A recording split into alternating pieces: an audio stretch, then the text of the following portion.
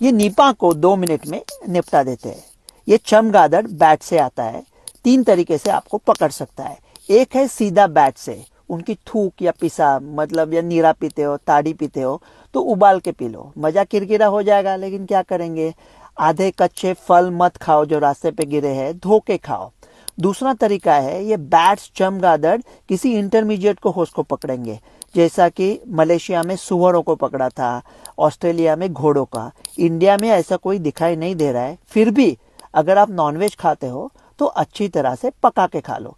तीसरा तरीका है इंसान टू इंसान, ह्यूमन टू ह्यूमन ट्रांसमिशन। अब आई पैंडेमिक वाली बात, लेकिन इसका पैंडेमिक नहीं हो सकता, क्योंकि जिस आदमी को निपा हुआ है वो इतना गंभीर तरह से बीमार होगा कि वो बाहर जाके फैला नहीं पाएगा, और ये रेस्पिरेटरी सिक्रीशन से नहीं फैलता, तो मास्क का कुछ जरूरत नहीं है।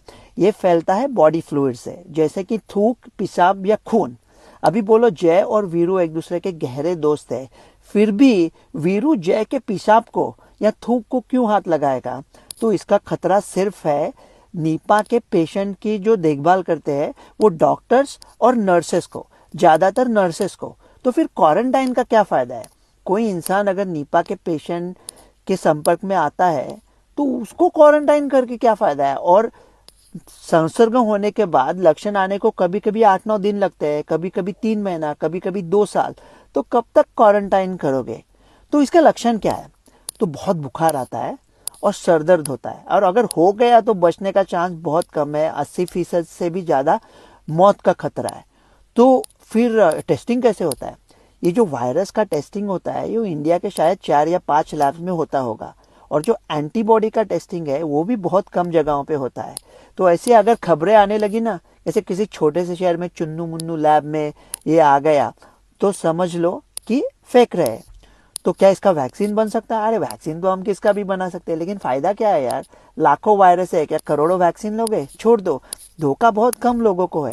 इसकी दवाई है क्या, बारे बहुत दवाई है, लेकिन कोई चलती नहीं है, मतलब दवाई नहीं है।